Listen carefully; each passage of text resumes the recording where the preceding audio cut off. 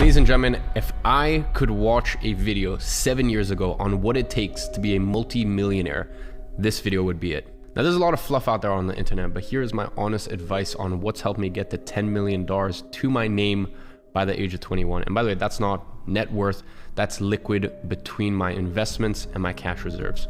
Now, over the last 7 years, I've been immersed in the world of self-development. And over the last 5 years of running my business, I've tried absolutely everything under the sun. And today, I'm gonna share the most powerful 7 habits with you. And I think there's gonna be quite a few in here that are gonna shock you.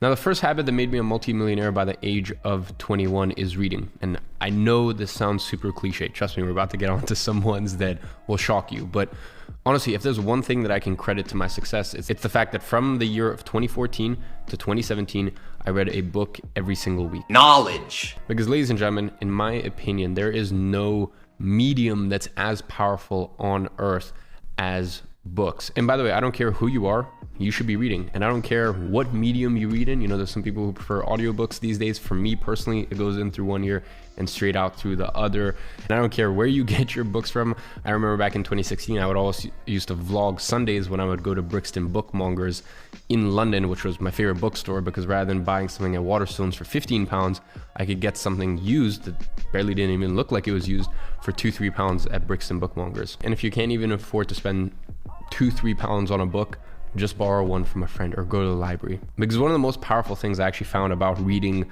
at that time, you know, when you haven't, I guess in the material world, you haven't accrued an insane amount of success, or because one of the most powerful things about reading at that time or at that stage of my self-development was the fact that I had what's known as Zen beginner's mind. You know, for me, everything was new and I didn't have any ego attached to executing on the stuff that I was learning about, right?